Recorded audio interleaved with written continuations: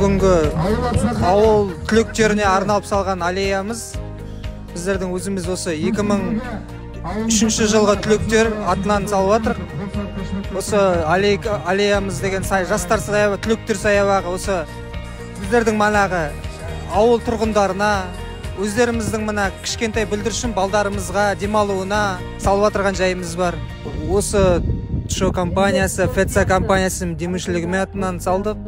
Сол шоу компаниясына, FETSA-ға үлкен алғысымызды білдіреміз. Өзіміздің мына құрдастарымыз, сыныптастар, достарымыздың атынан.